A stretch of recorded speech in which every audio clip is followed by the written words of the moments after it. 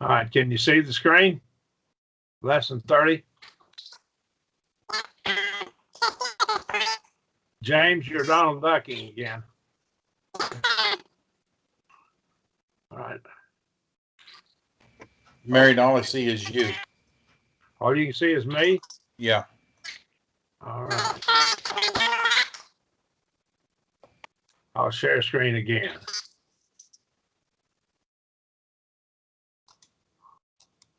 Now can you see it? I have it now. Yeah. All right. Okay. We're on the third declension. And the third declension has a lot more variety in it. I made a file for you, and I sent it out a little earlier. I worked on it today, so I sent it today. And here's your forms of your third declension. I made it a little different that's in the book. I have the article and the endings. So the dash, right after it is the endings of the third declension. And so we have masculine, notice the masculine article, and we have the feminine, and we have the neuter. So this is all in that form that you have. And of course, we have some information in this, on this page. Here are the sections with the third declension, right here in Robert's Grammar. So you have that file. All right, let's go back to my lesson. We have the third declension, lesson 30. I hope we can finish this book by maybe December of next year, of this year. That's what my goal is. I think we can do it. Pasa, Thusia, Hale, Aleste, Sata. Every sacrifice, every, pasa is all, or every sacrifice shall be seasoned with salt. The word salt is and this is a verb with the word salt in it. This word salt is the third declension noun. So that's what he's using. This is Mark 9:49. I went ahead, I'm going to scroll down a little bit on your book, just a bit. We have some passages here. I went ahead and put where they're found in the Bible, because now a lot of our stuff is right out of the Bible. So this is a text from the scriptures, so I labeled them for you. And I found one or two little typo errors. I had gone through all this material, and I thought I had it corrected, but I found two little typo errors. They weren't big deals, but I did correct them. And there's probably some more that I have missed. But if you find any, let me know, okay? And we'll just, all of us together, work and correct the book. All right. So right here is a third declension noun. We'll have it. In fact, the next lesson, I believe, will have this in it. Let me go over here. Right here is salt itself right here. It's one of our words, okay? We'll come down to it. All right. All stems except those in alpha, eta, and omicron are included in the third declension. And he tells us it's sometimes called the consonant declension because most of them end in a consonant. All right.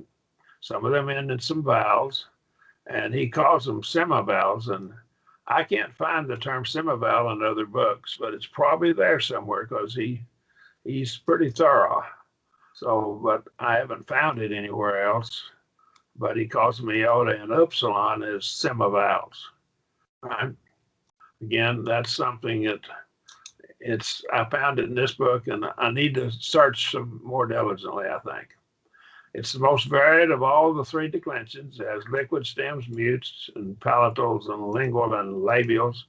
Labials, lips, linguals on the tongue, and palatals in the back of the throat. Sibilants, that's with the sigma. Vowels, iota, and upsilon. That's these two right here that he labeled here. And then stems in ont.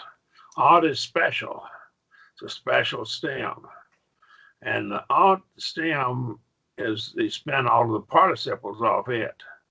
So it's the basis for your participles. So we'll get to that up about 3 lessons from now. I think it is. We'll get to participles. So we have another couple of lessons between now and participles, I think. So we should get into participles maybe the 1st of March or somewhere thereabouts. Okay. We have stems in epsilon, upsilon, and stems in mot. Now he tells us some things about these stems. One of the things about these stems is the mot and the odd stem is going to be the basis for your participle, and the mot stems are, I believe, they're all neuter. And he tells you down here the gender of the third declension. We have masculine, feminine, neuter. All 3 are found here. But here's something interesting. The masculine and feminine nouns generally have the same endings. And so we'll have the same endings. And that can be a little bothersome. Some stems are all of one gender. The iota stems are all feminine. The mot stems are all neuter. So, but in general, the gender must be learned from the article in the lexicon. So let's go down to our vocabulary. We remember, just by way of review, here, this, of course, what part of speech is this? I'm just asking for, see if you know, remember. I've highlighted alethinos. Somebody help me. What part of speech is this? Everybody talk at once. Are you hearing me? I hear you. Okay, it's an adjective because we have an os ending, an eta. That's your masculine ending, your feminine, there's your neuter ending. All right, here's a noun, and here's one of the nouns. This is one of our vocabulary words. This is your ending. This is nominative case. The os is your genitive ending, and then the ho is your article, indicating that it is a what help me out. Is it masculine, feminine, or neuter? Okay, you're Donald Duck in there, James. You might go out and come back in with your, all right, if you can. All right. What we have is it's masculine, of course. There's feminine. So we can tell by the article what this is masculine, this feminine, masculine, neuter, say, and there's feminine down here as well. So what we have is we can tell just by looking in the lexicons. This is how we list in the lexicon. That's masculine. There's masculine, feminine, and that's, of course, that's masculine. This is an adjective because it gives the masculine, feminine, and neuter forms. And that's, of course, masculine, and of course, light is neuter. So this is how we can tell. Okay. Are there questions or comments? I'm going to go back up to the top. Just by way of review, make sure we haven't forgotten these things. All right. The mot ending, the mot stem, is a neuter stem, and the iota is feminine. All right. And so right here, we have, of course, the article tells us right off that this is masculine. Ho, halts, the salt. All right. And of course, then in this case, you just have a sigma on it. Sometimes the sigma is dropped. And so you just have the basic without an ending here, without a nominative ending, normally the sigma. So what we have is that will be something we'll run into. We'll see it a little bit later. We'll see it with some of our words.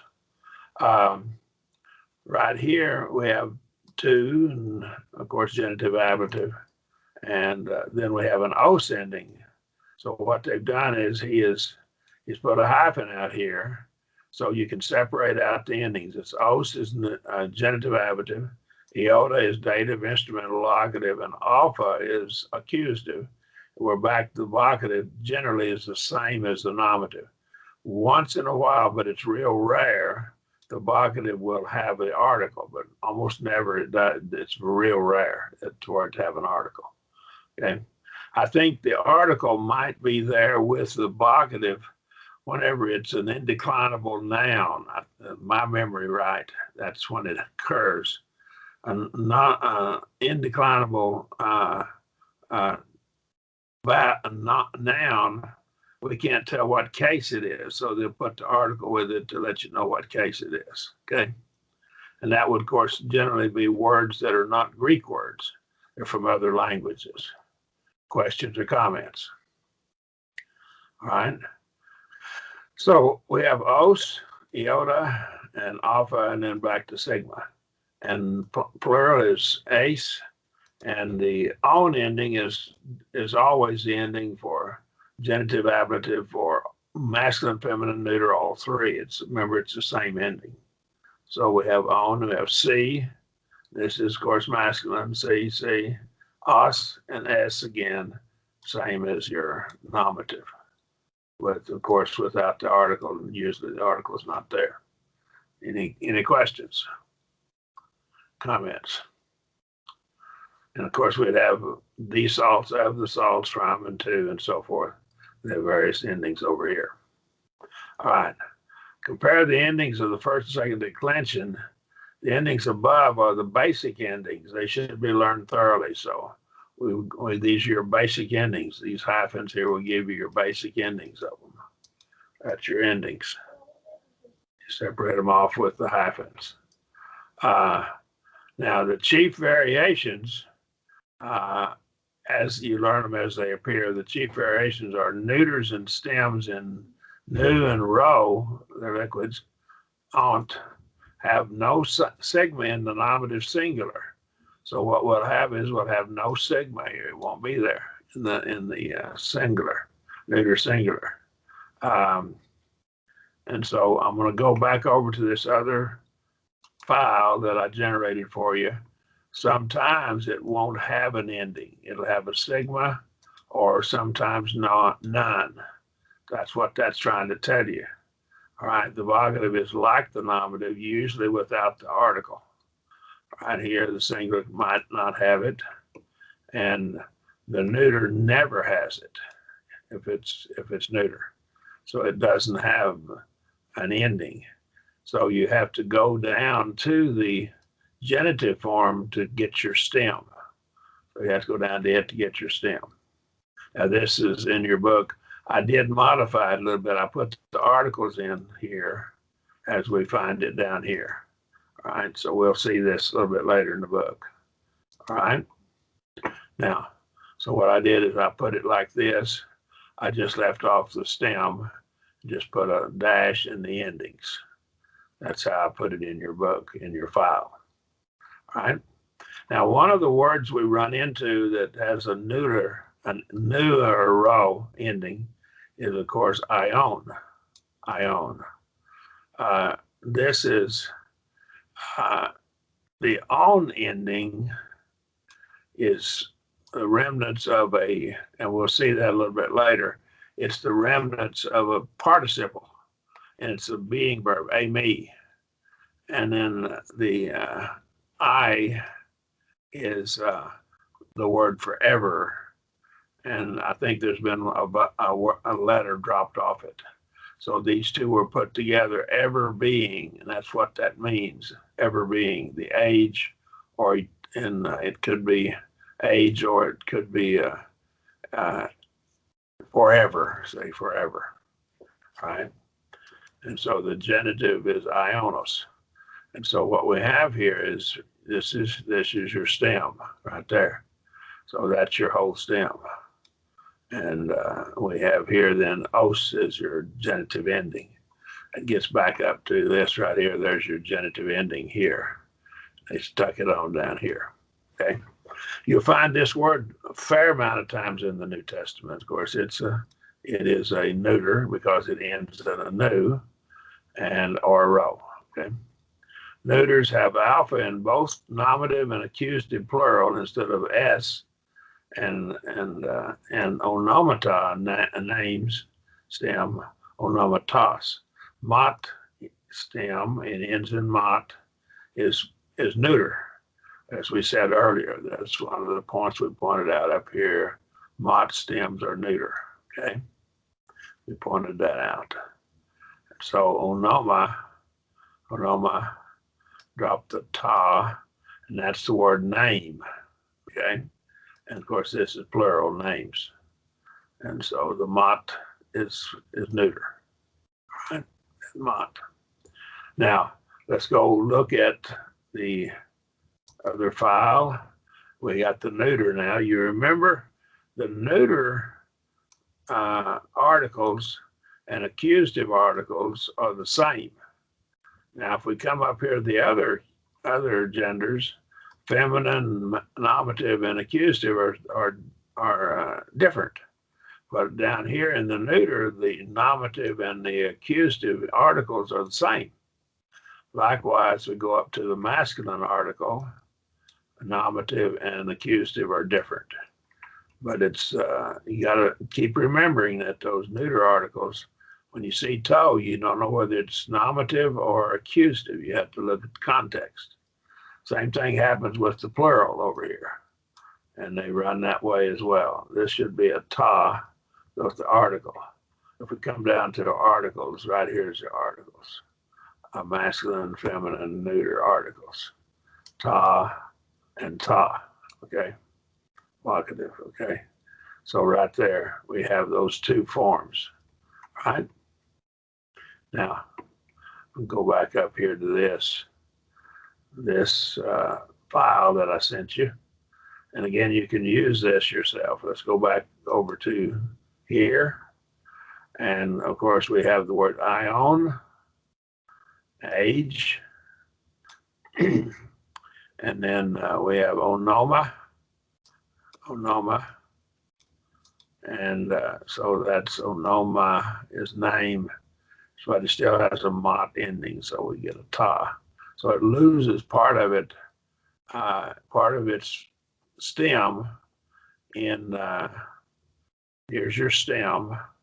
If we look at it in the lexicons, you'll see it will be onoma will be the name. The ta is dropped. That goes back up here. Sometimes it gets, part of the stem gets dropped off, and it does in this case. So how would we know what the stem was? Well, we'd go over to the name, onoma, and it would be like this, and then it would have a comma, and it would have os. And so onoma, and then you'd have the tos ending. So you'd see it onomatos. And so you'd know this is your genitive ablative. So it lost the ta. The ta was dropped. So you can see it got dropped off. Okay. And so that would tell you this is your whole stem here, not just the onoma. Okay. The basic word is onoma, name. Question or comment there? All right. Vowel stems have a nu in the accusative singular instead of an alpha, and this is, of course, the variations. Pauline, that's city. Our word, it comes from the word police, and the word police is the word for city, of course. And of course, the police, the law enforcement are called police. And that is from the Greek word for city, and that would be a city policeman. Technically, probably that's what it was originally. It may be used more generically now, but it was originally probably just for city policemen. All right. Mute stems undergo their usual euphonic or make them sound good changes in combination with sigma. Back to those rules. We won't go back and review them. It especially affects the nominative singular and dative instrumental locative plurals. And so let's go back and look at these. Dative singular, let's see now, nominative singular, and the dative instrumental locative plurals, these right here. That's right here. It's got your sigmas in them, see? So that's what he's talking about there. Now, right here, Because the variation, the stem noun must be learned, we need to dropping the os on the genitive singular. So we drop the os on the genitive singular. Let's go down and try one of these words. We drop the os, and so that will be your basic stem. And so what we do is, and we look at allos, and we would drop it off, and the sigma, I guess, gets dropped. Okay. Let me see if I can find another one that'll be a little better to see. Okay. This right here would be, they would put the omicron right here, and that would be the form of the genitive. Okay. There's your genitive. And so that right there is your stem. Does that make sense, everybody? And so that becomes your stem. And so you don't, the sigma is not part of your stem, is what they're trying to get you to see there. All right. Any questions about that? That could be a little tricky with you, but anyhow, that's what we have. Okay. Let me see now. I think I found all my mistakes in this. I don't see any here anymore. All right. Third, stem endings. Singular, masculine, feminine, sigma.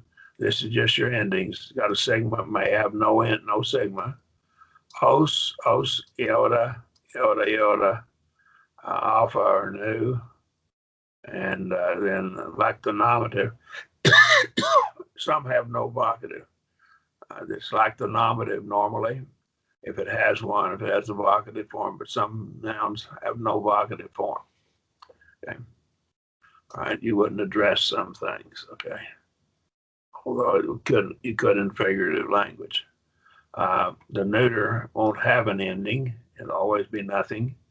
And of course, the accusative has the same ending as the nominative. So it's nothing, there's no ending there to it. You basically have the stem. Okay. And of course, the vocative will be nothing as well. Okay. And we have ace, on, see, and so forth. Same endings that we had with this other form up here. Right here, sees, os, e, C and os and s, and that's your basic endings over here. Those endings that we have here, that's masculine and feminine, and of course then you look at your neuter. And I put this all in this table for you over here so you can see these. Masculine, you can tell by the article. Feminine, tell by the article, and then the neuter, and this you tell by the article. This is your endings that you have. All right. Are there questions or comments about that? All right. I hope once in a while you can say something, because I know I didn't lose you. Okay. Okay.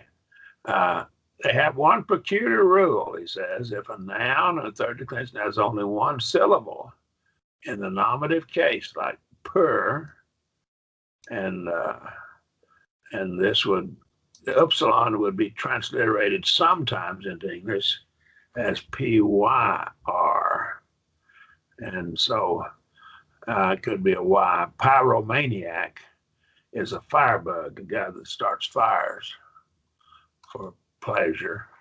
Okay.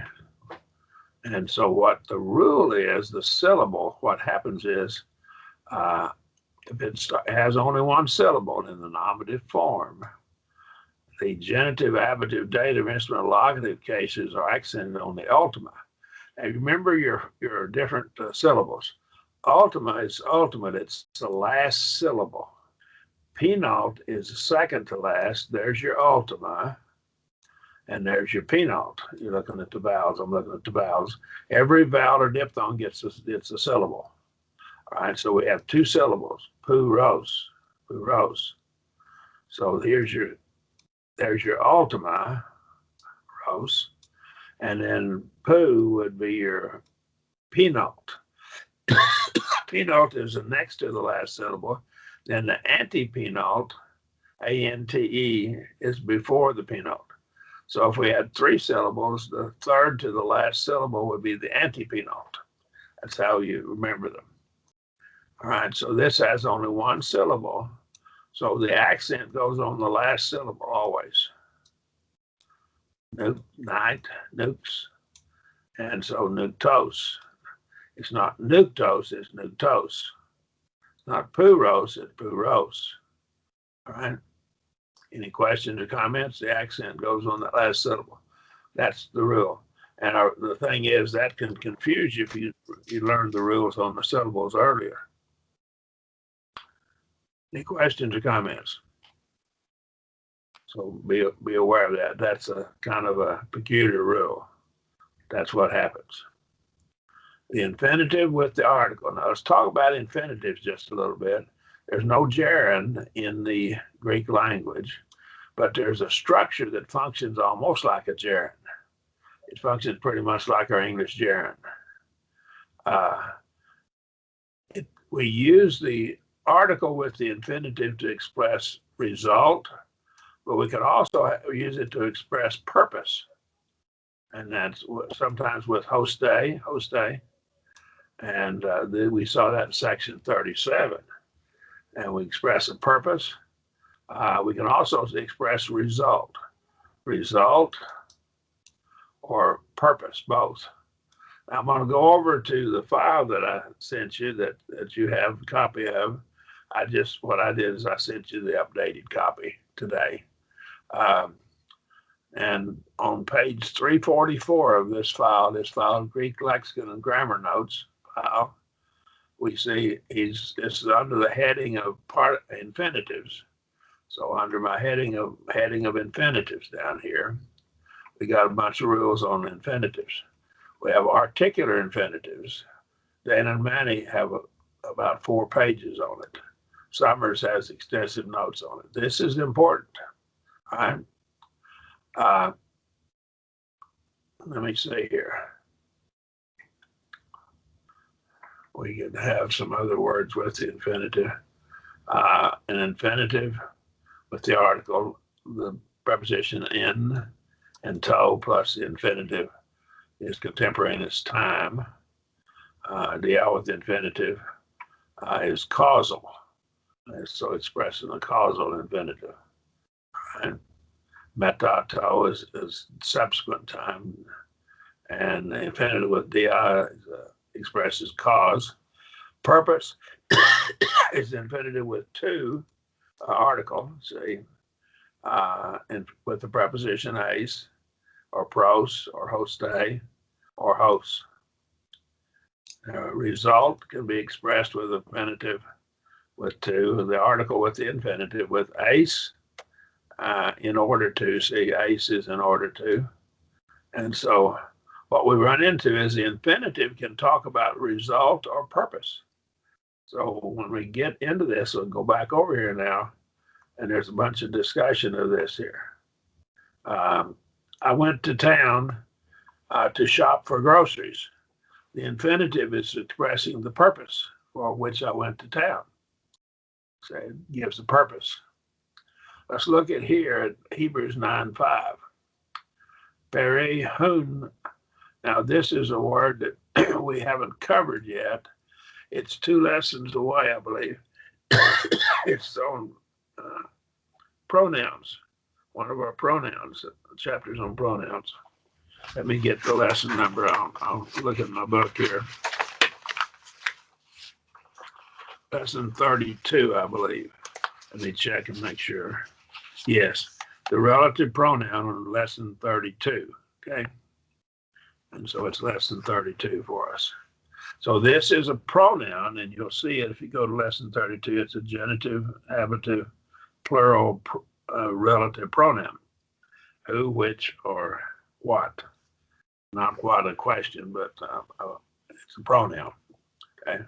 So peri, hun, rough breathing. Uk, esten, noon, legain, kata, meros.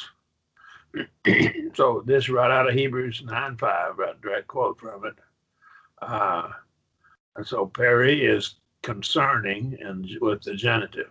Now let's go over here and look in our lexicon of this file that I have. I'm going to go to the end of it, show you how to use it a little bit. And we're going to go up here to the end of it. Is the last thing I have is the pronouns. Right before it have prepositions. So we have peri, the pronoun peri. I think that was our pronoun. Let me check and go back and make sure it's peri. Yes, it's peri. So we come back. Peri can be used with the genitive case, accusative case, and it can be used with the accusative or the genitive, both. So the accusative or genitive, this is just more about those. So obviously this is a genitive case form. This word is genitive. So it would get what it means in the genitive case. So it means about or concerning. It expresses a general relationship. Now what this part down here does, it shows the contrast between the two. Accusative and genitive. This is a different person. Moule is a different source, but he gives more information about it. But so we have it either genitive or accusative, but it's genitive, so it's a relationship, okay? And it implies general relationship, a general relationship. So let's go over and look at it. So we have here concerning which, concerning right here, to speak concerning in part, by part is not possible. And so concerning which, or the things which, not it is now, noon. I really see the word now in the translation here, do you? Noon is now, at this present time. To speak according to part. Mero says part or partial or piece of something. Kind of awkward. The translation does not very literal, is it? Not very literal. So it's expressing the relationship. Peri, un, hun, and uk, not. And so the uk negates the word legate, to speak, or esten, not is. It is not. The infinitive does not get negated by uk. It is negated by may. So infinitives are not uk, but may. May is your negative for everything else, for infinitives and participles. May. Anyone got a question there? So the uk negates this finite, this being verb, esten. Okay, doesn't negate the gain, right? So is not. See, to speak according to part is not possible. It's not possible. It is not possible to speak according to part, to a part or a part or a piece of something. Questions or comments? All right, let's look here at another one. To lalain glossais may coluete. Now, to lalain is an articular participle. There's your article and there's your participle. Infinitive, I'm sorry, not participle. Articular infinitive. To lalain, not to speak. And this is, of course, a different word than Lego, but they're overlap quite a lot. You need to go and study our notes on the differences between those. Glossais is tongue, glossa is tongue, glossais plural. And this, of course, is dative instrumental locative form. Not to speak in tongues. And then may negates that this is a verb. Now you say, wait a second, you told us a while ago, is a negative for a verb. Is a negative for a verb in the indicative mood. But all the other moods take may as their negative. So this is a verb, but it's not an indicative mood verb. If you look at this, this is a commandment.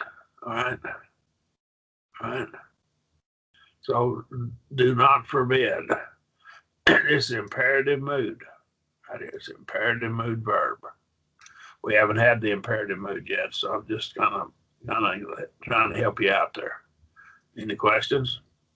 Notice it still has a ete ending, but the connecting vowel is different.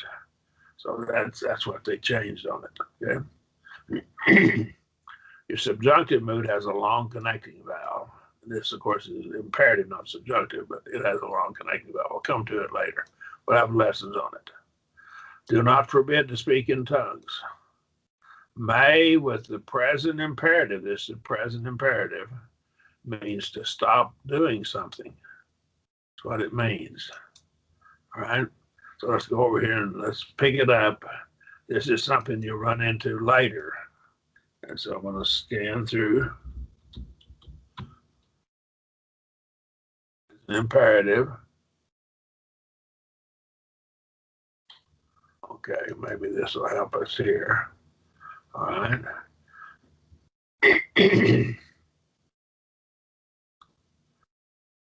Present imperative indicates action expressed in the verb is ongoing, aorist, and you have may with the negative.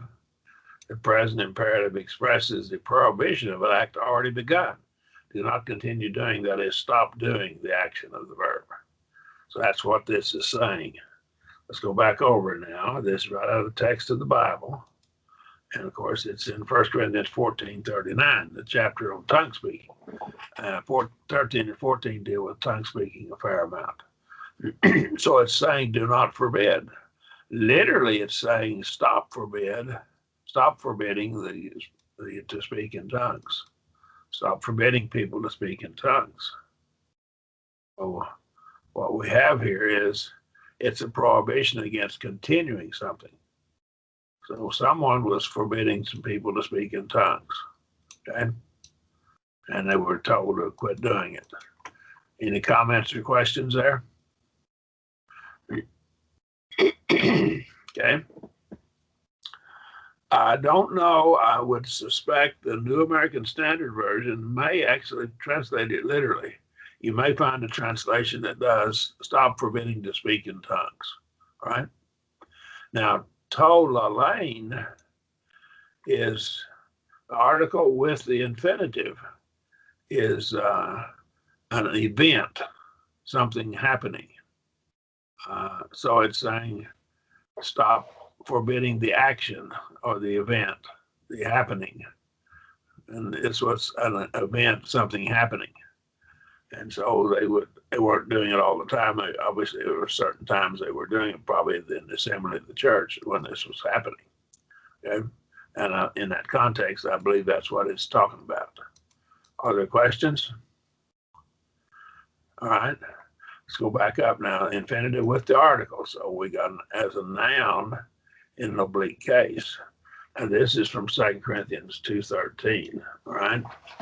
So right out of the text of 2 Corinthians 2:13, uk is keka, anason, to, numity mu, to me, urain, titon.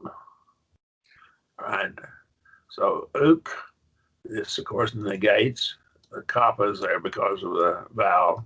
Don't put two vowels together. This is a diphthong and a vowel. And so I had. Question or comments? Okay. So this is from Echo. Okay, I had, and it's kappa. Notice this, so that would be a perfect tense. And no relief. I had no relief for my spirit, or to my spirit, would be more literally. To my spirit. Now, this right here, this article probably is going back and emphasizing picking up spirit again. By implication, it's elliptical right here. The spirit not not finding Titus. And see, in the action of not finding Titus, my spirit couldn't find Titus, and so it's pretty emphatic there.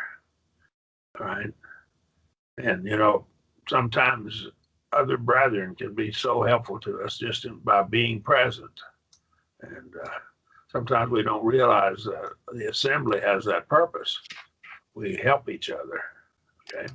Any comments or questions? By being present. Okay. And, all right. So I'm getting off on studying the Bible here, but that's what this is all about anyhow. Okay. Ho kairos to arzosthai to krima. All right. Now, this right here, ho kairos is the fit season, the proper season, like when the fruit's ripe, and the beginning of judgment. And this is a form of the word ako. This is an infinitive, of course. You have the psi ending, so it's an infinitive. That's out of 1 Peter 4:17, articular infinitive. This is an event also, the beginning of judgment. The season for the beginning, for the event of the beginning of the judgment. Okay. Any question? Is that common to translate? I'm sorry, I'm backing up just to 2 Corinthians 2:13. Hurain is an infinitive, is it not? Is it common to translate the infinitive with an ing verb, as in finding? Yeah, it's pretty common. Yes. Okay. All right. Thank you. In this case, this article might not pick up the word numity. It might go with the infinitive. All right. And if it goes with the infinitive, it's an event, the event of finding, the thing happening. It's a thing happening, because an infinitive actually can function as like a substantive or a noun. In this case, it's filling of the form of a gerund in English, like our English gerund. Okay. Okay. They're pretty well coming into that form. So it's not at all uncommon to do that. No. All right, Any other questions? All right. I see you went out and you're Donald Duck talking, didn't we're going to have to figure out why your computer does that. Okay. But all you'd have to do is go back out and come back in. It takes care of it. So we're okay. Ace Aelthane, Ace Aelthan. And of course, that's from Ericomai. It's a form. Remember, it's got the different form. To Manai, that's an infinitive with an article. Soon, autois. From Luke 24:29.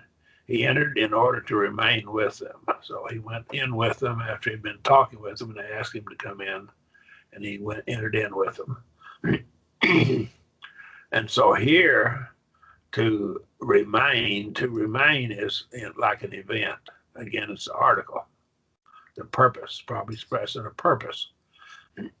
At a genitive article. So he entered in with the purpose of abiding with them. Now, soon and para are different, and you can get into the study in more detail, but soon has to do with people more than para does. And it's a close fellowship or relationship to them. Any question? All right. Kind of watch the clock here. We'll quit in just a few minutes. I won't probably get through all of the vocabulary. That's all right. We'll just cover it as thoroughly as we can. Aganiao,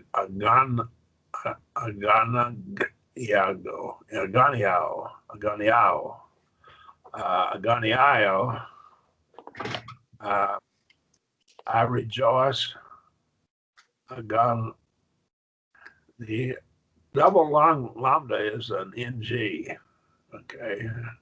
Galileo, leap for joy. Mostly, he said mostly it's the middle voice in the New Testament. Alethanos, and it's an adjective, of course. You can tell by that ending it's true or real. Rough breathing, halidzo, I salt, that's a verb. And then hals, and that's salt itself. So you can see this word here, the first two letters are the same. Just the breathing is different, of course. But so they took the basic root and then added an idzo ending to it and made it a verb. And that's pretty common. Okay? I salt, afanidzo. And so that's, I put out of sight or consume something. Okay. I guess if you eat something, it's out of sight. We think of it that way. And so out of sight or consuming. And probably this is from phane roo to make manifest, or make clear. So it's not that you're probably an alpha privative there. I didn't look that up. I'm sorry. I need to check that out.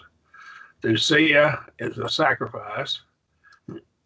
Ichthus, it's very interesting that the early church, when they went underground, and they had to for persecution reasons, the iota, they would have the sign of the fish. And this was ichthus.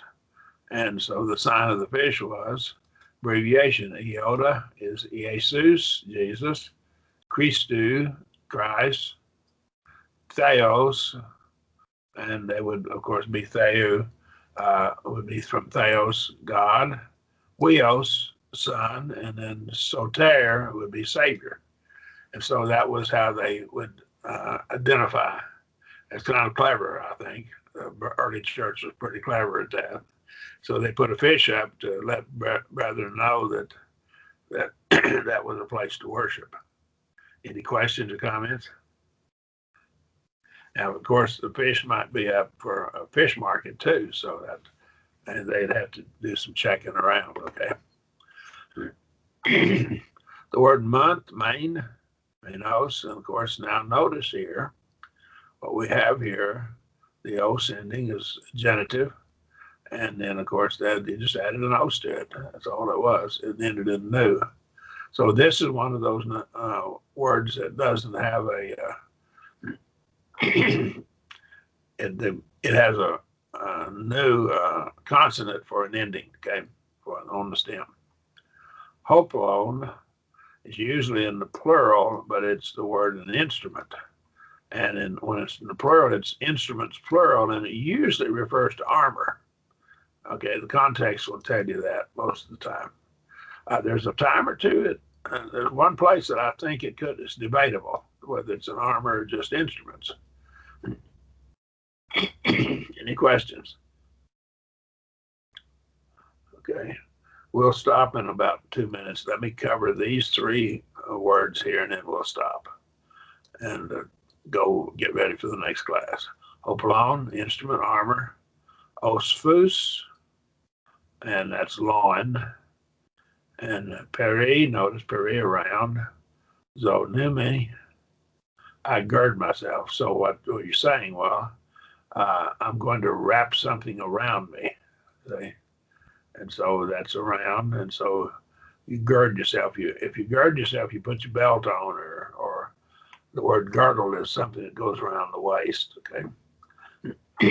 And we'll start here with this next week, the Lord willing. Now then, are there questions that anyone has? All right. What we're going to do next week is we're going to go through these vocabulary words, and then we're going to start on exercise A. So if you would work on exercise A a bit, I think part of this comes out of the Bible right down here. This is from 1 Thessalonians 3, 1 through 5 with a little bit of modification, but it's pieces of those 4 verses, those 5 verses. So keep that in mind. Okay. I didn't do any more work on some of these. Sound like scripture, but I couldn't find the passage where they were exactly the same. Any questions? All right. So we're gonna end the class right now. We'll start back with the flood class in just a few minutes. All right.